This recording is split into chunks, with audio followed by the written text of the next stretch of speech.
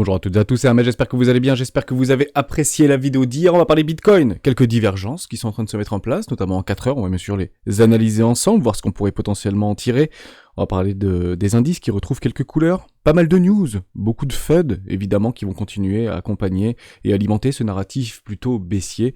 Pour quelques bears en déni, est-ce qu'éventuellement on peut donner raison aux impulsions et récompenser les plus passions? Quels sont les targets qui pourraient être éventuellement atteintes dans les prochaines semaines? Peut-être prochainement, on va en parler dans cette vidéo, on commence maintenant. Avant de commencer, je vous invite toujours à rejoindre le Discord des rois du marché. Vous trouverez le lien dans la description à l'intérieur, une documentation qui s'appelle la stratégie des 4 rois. N'hésitez pas à l'utiliser, vous en imprégner, vous en inspirer pour vous aussi trouver votre propre style d'investissement. En parlant des 4 rois, on a partagé ceci hier dans la taverne de du blabla. Si vous avez éventuellement fait un tour, vous avez découvert quelques petits visuels qui ont été réalisés sur je sais plus quel site d'ailleurs. On va les regarder ensemble. Mid-journée, exactement. Ça fait beaucoup de buzz avec notamment OpenAI qui a fait beaucoup parler par rapport à ses écritures de presse, articles de presse et questions qu'on peut demander à une intelligence artificielle, mais il y en a d'autres qui sont plutôt dédiés aux images et aux pictures, et d'autres peut-être viendront pour des vidéos. Voici ce qui a été proposé par rapport au roi du Bitcoin, donc des visuels plutôt jolis. Géo nous propose déjà d'en faire des NFT, pourquoi pas. Sachez-le, je l'ai regardé un petit peu dans les articles de droit commun, notamment français, tout ce qui vient en fait d'une intelligence artificielle, c'est un vide juridique le plus complet, dès lors, s'il n'y a pas d'intervention humaine, eh bien c'est libre de droit, logiquement. Donc je vous laisserai éventuellement dans les commentaires, s'il y a quelques juristes, de pouvoir me confirmer ça et confirmer ceci à l'intégralité de la communauté. Premier visuel, second visuel, un peu plus musclé, qui a été proposé par un autre membre du Discord, qui s'est bien amusé hier soir, je trouve ça plutôt joli. On en a d'autres, plutôt l'archevêque du roi du Bitcoin, je trouvais ça sympa, peut-être un peu moins joli, un peu moins détaillé. Vous en avez d'autres, style Harry Potter. Voilà, j'ai trouvé ça très sympa, merci pour vos nombreux partages. Peut-être un truc à faire autour de ça peut être toujours intéressant, pourquoi pas dire et réfléchir. On va parler Bitcoin, mais juste avant ça, on va reprendre par rapport à ce que Kouz7 nous propose très régulièrement sur les poches de liquidité, et notamment sur ABBlock et sur d'autres sites très intéressants, vis-à-vis des mouvements et des captures de liquidité qui sont faites par des whales. On voit extrêmement bien, depuis maintenant plusieurs jours, que les whales et les grosses whales, donc plus de 1 million de dollars jusqu'à 10 millions de dollars et plus de 100 000 dollars jusqu'à 1 million de dollars, continuent à absorber la liquidité, continuent à acheter massivement sur le spot nos tokens préférés, alors que les plus petits portefeuilles, donc on peut éventuellement appareiller ça du retail ou des investisseurs peut-être moins garnis, moins fournis, inférieurs à 1 million de dollars, eh ben n'ont pas encore, entre guillemets, suivi ce move. Dès lors, on peut en prétendre quelque chose de parfaitement réaliste et de bon sens. C'est qu'ils attendent que ça baisse. On attend donc le dip. Mais faites attention, car il est fort probable que le dip n'arrive pas. En tout cas, n'arrive pas dans les conditions qu'on l'attendrait. Ça veut dire que maintenant, le cours chute de 50% par rapport au précédent mouvement, ou revient sur un premier arrêt par rapport au précédent mouvement, pour pouvoir faire rentrer un maximum de personnes, notamment des plus petits. Clairement, il y a peu de chances que ça arrive. On fera très probablement un nouveau plus haut avant éventuellement d'aller chercher des petits qui partiront du constat que le Bitcoin ne redescendra jamais. Et on va d'ailleurs regarder ça par rapport à des divergences qui sont en train de se mettre en place. Donc est-ce que c'est plutôt positif pour le Bitcoin pour qu'il continue à s'apprécier? La réponse est oui, tant que les petits ne sont pas dans la danse. Aucune utilité pour les grosses baleines, entre guillemets, de vendre des tokens, parce que sinon ils vont faire dump le cours et on pourrait potentiellement apparenter ça qu'à de la chasse à la liquidité, ce qui est bien évidemment toujours possible. On va regarder en H4 parce qu'on voyait des choses extrêmement intéressantes. Ici, vous voyez un espèce de petit canal ascendant, ok, donc généralement la résolution de ces canaux ascendants, qu'est-ce que c'est? C'est une continuation haussière, on peut aller chercher des targets de AB égale CD qui nous enverraient relativement haut sur ces petites timeframes, et j'ai eu à lire beaucoup de commentaires dans le Discord par rapport à cette divergence qui était en train de se mettre en place. Je rappelle la règle. Vous avez effectivement une divergence potentielle qui est en train de se mettre en place. Vous allez chercher le top de cette divergence, elle est ici, et vous allez chercher en réalité par rapport à une bougie la plus haute. Et il faut en fait aliéner une bougie rouge ou annuler une bougie rouge précédente pour confirmer cette divergence. En fait, c'est très simple, elle serait potentiellement ici, voire, pour ma part, une bougie verte, pardon, j'ai dit bougie rouge, je dis bougie verte, voire potentiellement ici. Dès lors, pour confirmer cette divergence potentiellement en cours, il faudrait annuler en fait, l'intégralité du mouvement, tout petit mouvement précédent, en dessous des 20 000 dollars, 19 900 dollars.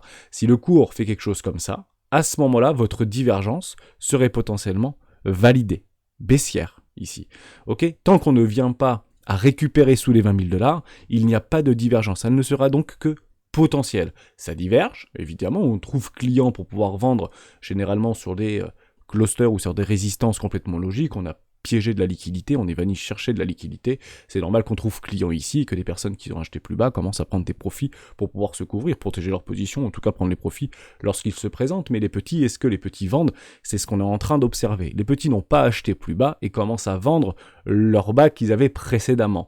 Et c'est typiquement le genre de phénomène pour pouvoir continuer à apprécier le cours, pour les obliger à acheter plus haut. Donc c'est très caractéristique. Je vous dirai quelques targets après, bien évidemment. Deuxième chose qu'on avait observé précédemment, et je trouve que c'est extrêmement intéressant, c'est lorsque le RSI en 21 périodes, ici donc je suis en 21 périodes, pas 14 périodes, mais 21 périodes, est venu s'affranchir de la borne limite des 90. Vous savez, le RSI est un indicateur borné, moins 100 plus 100, d'accord, de 0 à plus 100, la neutralité est 50, et on ne peut pas dépasser les 100. Et on a dépassé les 90. C'est arrivé en 4 heures, 2 voire 3 fois dans l'histoire de Bitcoin. On peut le reprendre ensemble, on va venir très loin derrière, et vous allez voir des choses qui sont extrêmement intéressantes, évidemment. Toujours intéressant. C'est arrivé ici, c'était en avril 2019, et c'est arrivé en 2015, donc on peut aller relativement loin.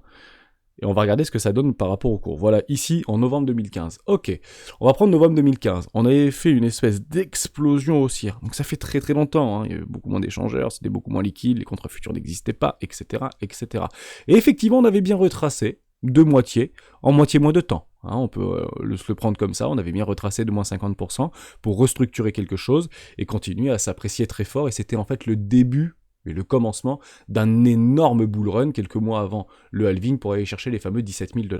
Ok, ça c'était la première fois. Donc on a bien eu, entre guillemets, un choc, on a eu une secousse, si vous voulez, pour aller chercher beaucoup plus bas. Néanmoins, on avait bien capturé énormément de liquidités. On s'était affranchi des plus hauts sommets précédents par rapport à une trendline baissière de fond, un bear market de 2015. Donc on était parti relativement haut. Si on prend les bottoms, entre guillemets, par rapport à ce 2015 jusqu'au plus haut, on avait fait 200%.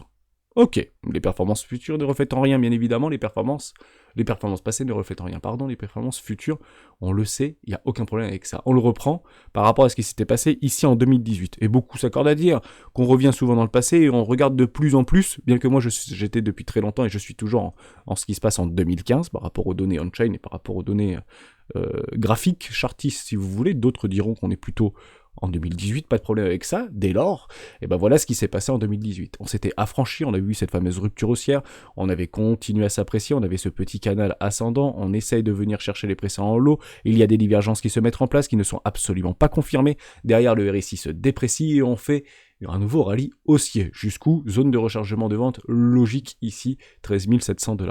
On avait pris combien par rapport à ce qu'on avait vu précédemment? Plus de 100%. Ok avec ça. Pas de problème. Donc dans les deux cas, choisissez votre camp. Est-ce qu'on achète le dip ou est-ce qu'on achète maintenant? Toujours un petit peu difficile par rapport au risk management. Peu achètent ici, en tout cas peu de retail achètent. Est-ce que c'est une bonne chose? Est-ce que c'est une mauvaise chose? Est-ce que vous avez raison d'attendre potentiellement le dip? Ou est-ce que éventuellement vous shortez parce que vous pensez que ça va aller plus bas? Évidemment, c'est toujours un conflit entre les bears et les bulls, et éventuellement que le meilleur gagne. En tout cas, le marché ira là où c'est le plus rentable pour lui, évidemment. Je suis plutôt sur une continuation haussière, un arrachement haussier, mais si le dip m'est proposé, évidemment que je le prendrai. Ni plus ni moins. Donc je n'achète pas le cours, je ne courrai pas derrière le cours. C'est soit je n'achèterai pas, tout simplement, je n'achète pas, soit j'achèterai le dip si j'ai une petite divergence, éventuellement un retour de 4 ou quelque chose comme ça, j'en sais rien qu'on peut faire au niveau des Elliott Twist, mais logiquement on devrait quand même avoir une petite accélération haussière, pas de problème avec ça. Voilà, je vous ai dit tout ce que je voulais vous dire. J'attendrai le cours vienne à moi, et je prendrai bien évidemment ce suivi de tendance, c'est les seuls contrats futurs ou c'est les seuls dérivatifs que je fais, c'est dans la tendance, il y a des retournements haussiers, et je suis la tendance en swing trading, je ne fais que ça, sinon je hedge ma position et je n'achète jamais en levier. Dans la descente, ça peut m'arriver, mais c'est très anecdotique, bien évidemment. Voilà, ça c'est super important de le rappeler. Donc deux choses relativement équivalentes qui nous proposent un directionnel différent. Le résultat est le même, c'est d'aller voir des nouveaux plus hauts. C'est ça l'objectif. On est en train de construire des renouvellement de tendance long terme ici. On tente de poser des bottoms définitifs. Soyez-en complètement rassurés. Les indices retrouvent quelques couleurs. Ça, c'est plutôt positif à voir. On a le CAC 40 qui se retrouve à moins de 10% de son précédent ATH, voire moins de 5% maintenant. On est vraiment plus loin de son ATH.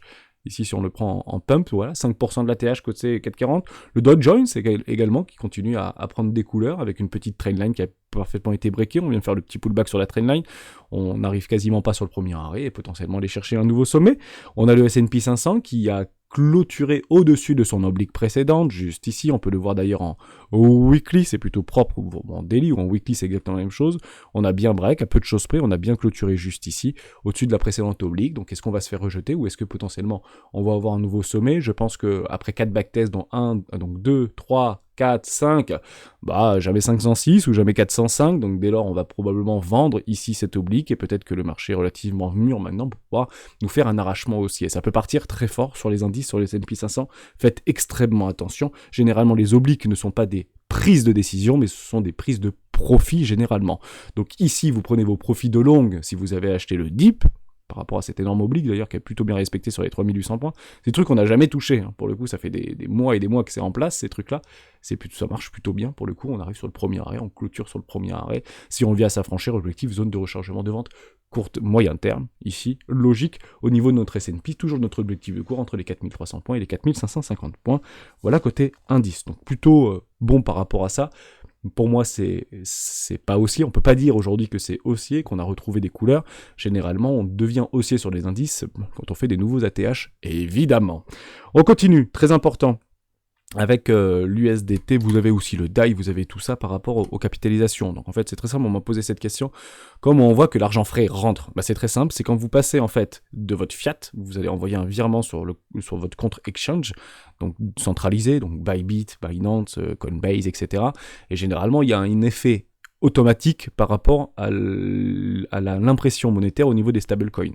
Alors évidemment, on ne tue pas, on ne détruit pas un dollar pour avoir un stablecoin en dollars. On le lock, tout simplement.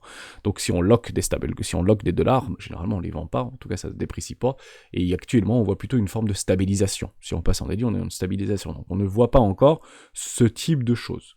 Si vous commencez à voir ce type de choses, ça veut dire qu'il y a des capitaux qui rentrent sur ce marché et qui ont besoin de grandes quantités de USDT ou de stablecoin. Vous avez la même chose sur le DAI, vous avez la même chose sur l'USDC, vous avez la même chose sur plein de choses. Pour l'instant, on est plutôt en train de se stabiliser. On n'est pas en train de retrouver des couleurs. Si vous prenez le précédent bull market, ça, c'est intéressant à suivre. Voilà, ceci, c'est intéressant à suivre. Là, il y a eu beaucoup de demandes de smart money, potentiellement d'institutionnels, potentiellement de très gros portefeuilles qui voulaient potentiellement spéculer sur le marché du Bitcoin et des crypto-actifs. Il y a eu un petit cheboulement, bear market, et puis là, on a une forme de stabilisation depuis plusieurs semaines. Si on commence à voir ce narratif s'apprécier, ou en tout cas cette capitalisation s'apprécier, ce sera très bon pour le marché crypto pour poursuivre ce rallye haussier printanier. Super important ça. Pour l'instant, on joue juste avec ce qu'on a déjà. En somme, on est plutôt en train de se battre entre nous actuellement. Et vous le voyez très bien par rapport à la dominance des stablecoins vis-à-vis du reste du crypto total. Ça, c'est relativement bien représentatif. Et on peut continuer en laissant tout le monde de côté, en tout cas tout le public qui n'est pas encore investi sur ces crypto-actifs, nos crypto-actifs ou non, Bitcoin, Ethereum, Polkadot, etc. Et généralement, on commence à avoir de réels afflux de nouveaux capitaux lorsqu'on s'approche des plus hauts. Eh oui, c'est toujours la même chose. On vend toujours à ceux qui viennent d'arriver. C'est les derniers arrivés, généralement, premiers servis de nos tokens qu'on va leur vendre, évidemment, pour prendre des profits. Gaz, pétrole, continue à s'effondrer côté gaz. Si on prend le gaz au niveau européen, on continue à faire de nouveaux plus bas.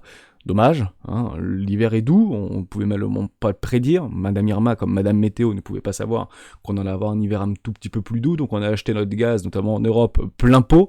D'ailleurs, aujourd'hui, on passe sous les 60, plutôt intéressant de l'observer. On est en train de casser les précédents sommets de septembre 2021 dernier. Ça veut dire potentiellement deux choses. Soit on est en train de pricer une récession, puisqu'on aura moins besoin d'hydrocarbures et d'énergie fossile pour pouvoir alimenter nos entreprises et nos industries, soit on est en train de se calmer et c'est plutôt positif par rapport, on se détend, si vous voulez, par rapport au marché. Donc toujours deux possibilités, toujours deux arbitrages. On peut éventuellement le corréler avec le pétrole et le pétrole continue à consolider. Et ça, c'est plutôt intéressant à observer. Si on voit un effondrement du pétrole, à ce moment-là, on ira probablement chercher la récession. Et on aura moins besoin d'hydrocarbures pour faire fonctionner nos usines. Moins d'hydrocarbures, moins de fonctionnement au niveau des usines, moins de croissance, récession, etc., etc., etc. Ça, je pense que c'est super important. On a une deuxième chose qui est très importante, c'est par rapport au VIX. Le VIX retrouve de nouveaux plus bas. On reviendra après sur Bitcoin si vous le souhaitez, si j'ai oublié 3 petites choses. Peut-être j'ai oublié 3 petites choses. Le VIX continue à aller sur ses plus bas. On va passer en daily. Et on voit quelque chose de très intéressant. Voilà, on est en train de casser les pressions plus bas. En fait, c'est l'indice de volatilité de la peur sur les marchés financiers, notamment à Wall Street. La dernière fois que c'était arrivé, c'était ici en mars 2020. On va pas revenir dessus. On connaît l'histoire. Mais avant ça s'était passé juste ici, en février 2018. Et avant ça, en 2015-2016. Mais restons en 2018 parce que on est clairement dans la même situation, et je vous le dis depuis très longtemps qu'on est un peu dans cette même situation psychologique de 2018. Récession il y aura, récession il n'y a pas, s'il y a ça va être compliqué, s'il n'y a pas, bah tant mieux, et puis on continuera pour ce nouveau sommet. Où était le S&P 500, le Dow Jones, le CAC 40 en février 2018? On va regarder tout de suite. On va regarder tout de suite et vous allez voir quelles étaient les news qui accompagnaient potentiellement ces mouvements-là. Février 2018, on était juste là. Donc on avait fait allègrement de nouveaux sommets. Allègrement. On avait fait un tout petit pullback, juste là. Oups, pardon, je voulais pas le prendre comme ça. On avait fait un tout petit pullback, juste là, et puis on avait perdu à peu près 10% par rapport au précédent sommet. Bon, certains diront, c'est une respiration totalement logique. Ici, on avait commencé à pricer fort la récession. C'était en janvier 2019. On se retrouve un peu dans la même situation. Je pense qu'on se retrouvera en janvier 2019 comme on se retrouve actuellement en avril, mai, juin 2023. Ce sera à peu près la même temporalité par rapport à toutes les news qu'on a pu embriquer vis-à-vis de ce narratif précédent qu'on a vécu il y a 5 ans en arrière ou 6 ans en arrière. Donc on a eu une petite déferlante ici. C'était deux choses en réalité, des news qui passaient un petit peu en boucle. C'était là. Premier, c'est États-Unis républicains. Non, c'était juste ici, pardon. Nouveau coup de tabac pour Wall Street, et je vous ai retrouvé en fait un article du 8 février 2018. Suivez-moi, c'est plutôt sympa. La déroute de Wall Street a été déclenchée la semaine dernière par une montée rapide des taux d'emprunt à 10 ans États-Unis. Après plusieurs mois d'euphorie boursière sur un fond d'amélioration de l'économie, les investisseurs se sont soudainement inquiétés d'une possible accélération de l'inflation et d'une remontée plus rapide que prévu des taux d'intérêt de la Banque centrale américaine. Actuellement, on est en train d'être dans une forme de réduction de l'inflation. Ça, c'est super important. On est en train de voir une réduction de l'inflation. Or, à ce moment-là, on était plutôt dans une appréciation de l'inflation. En tout cas, une peur de l'accélération de l'inflation. On était en plein dans la planche à billets, etc. Et une remontée des taux rapides au niveau de la Banque centrale. La remontée de taux rapides, on l'a déjà vécu de 0,75 points, 0,75 points, 0,75 points. Là, ce qui nous attend, c'est plus du 0,75 points, c'est du 0,25 points, puis 0,25 points plateau. Ok ? Donc aujourd'hui, on est beaucoup plus avancé. Deuxième chose, qui s'était passé, je trouvais ça plutôt intéressant de vous le dire, c'est par rapport, toujours, enfin ça fait de 70 ans que ça dure, par rapport à la remontée du plafond de la dette américaine pour pouvoir rembourser les obligations d'État. En somme, c'est chaque fois la même chose.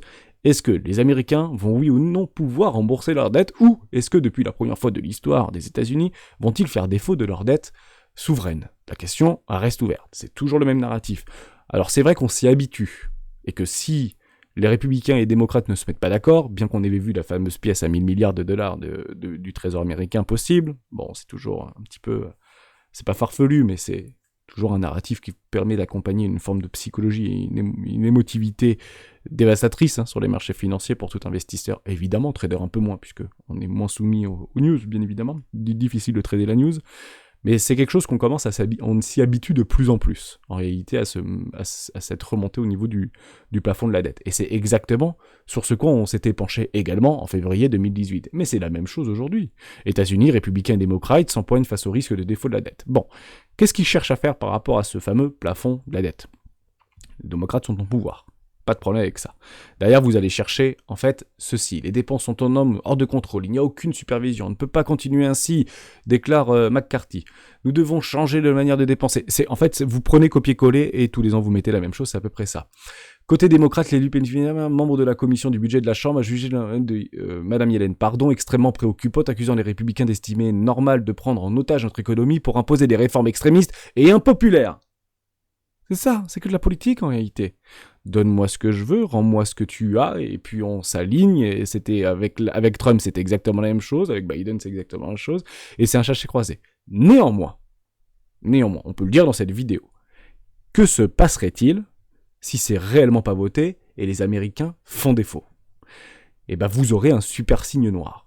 Et là, on irait chercher un craquage total au niveau des marchés financiers, Bitcoin avec. C'est extrêmement peu probable. C'est extrêmement peu probable. Et je défie quiconque de le jouer, ce genre de choses. Par contre, si vous le jouez et si ça passe, honnêtement, Je pense que c'est d'aller jouer à la roulette et de faire 3 fois d'affilée le bon numéro. À peu près ça en termes de probabilité, si on est à peu près censé. Est-ce que c'est impossible? Non, gagner au loto, c'est possible. C'est rare, c'est peu probable de gagner au loto, mais il faut jouer pour gagner, évidemment, mais c'est pas impossible, si vous voulez. Mais les probabilités sont très faibles. Et donc la gestion du risque d'une éventualité n'est pas soutenable pour un investisseur rationnel. D'accord? Mais faites attention à ce narratif, ça fait 70 ans qu'il existe, et ça s'est toujours plutôt pas trop mal passé. Deuxième petite chose et dernière petite chose très intéressante, par rapport à quelques news, on finira sur Bitcoin, perquisition de Nexo en Bulgarie, 300 personnes déployées durant l'opération, ils se défendent, Nexo, beaucoup pour le blanchiment d'argent, etc. On regarde tout de suite le graphique, si vous avez le moindre doute dès que vous voyez une news, regardez le graphique, regardez ce qui s'y passe, c'est tout simple.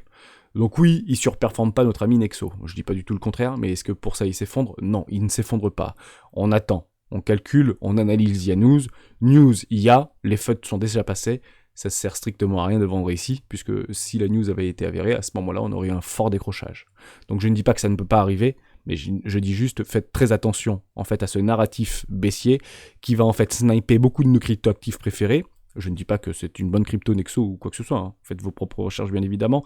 Mais il faut réellement qu'un maximum de personnes soient du mouvement côté du mouvement et qu'on alimente un narratif extrêmement baissier, que ce soit politico, techno, tout ce que vous voulez par rapport à ce rallye printanier. Si on veut ce rallye printanier en bonne et due forme, il faut beaucoup de news, beaucoup de mauvaises news qui ne soient tout simplement pas pris par le marché. Donc des mauvaises news qui font pumper les prix, eh ben c'est pas des mauvaises news. En réalité, c'est que le mouvement est extrêmement fort. Il faut bien le comprendre comme ça, et ça arrive souvent en réalité, jusqu'à ce qu'on trouve du client.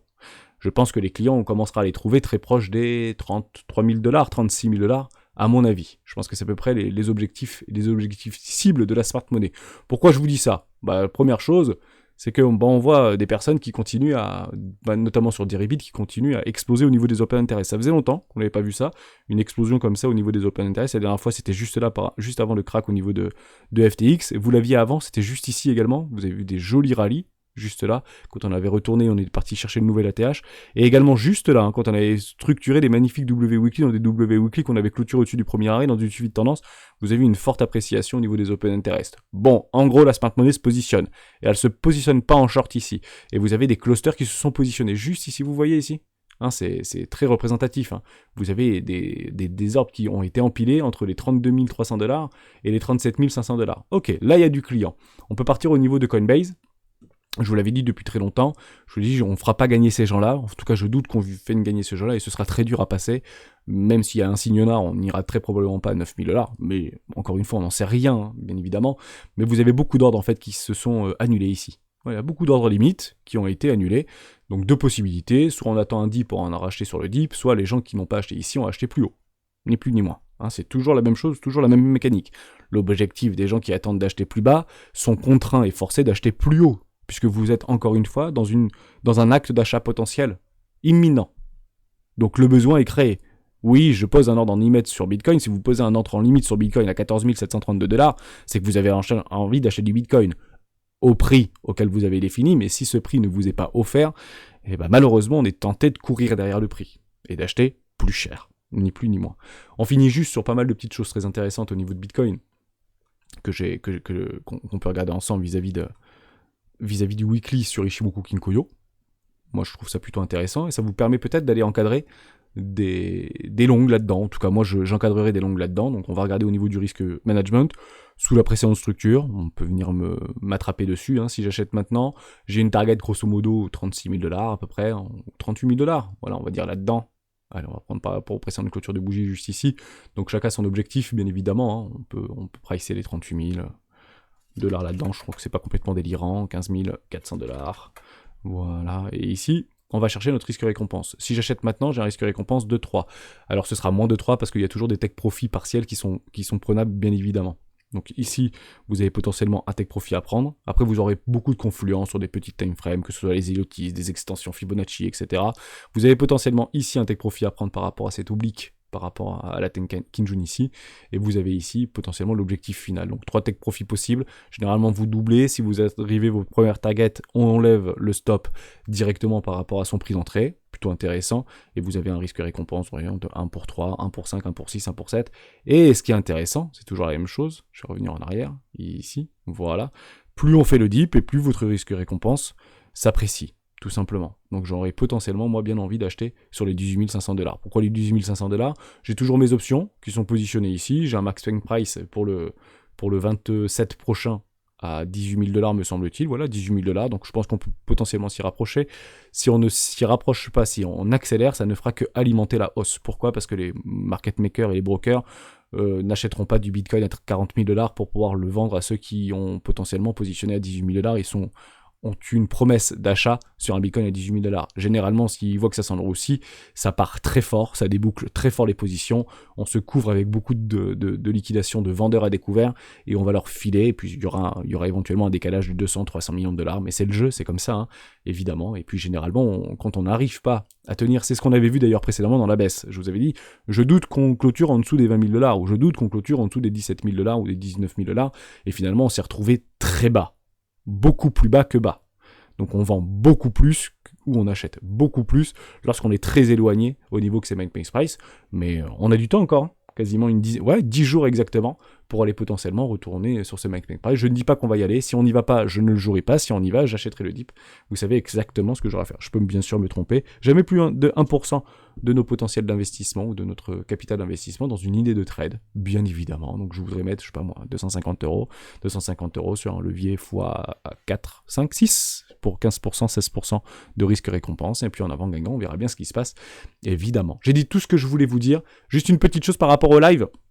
Merci beaucoup, vous avez été très nombreux à regarder ce live de vendredi, et je vous avais promis, si on atteint les 1000 likes, j'offrirai, sur une prochaine potentiellement clôture weekly, une clé de lecture d'anneau X. Malheureusement, nous n'avons fait que 970 likes. Honnêtement, je pensais pas, c'est la première fois qu'on fait autant de likes, donc je vous remercie infiniment.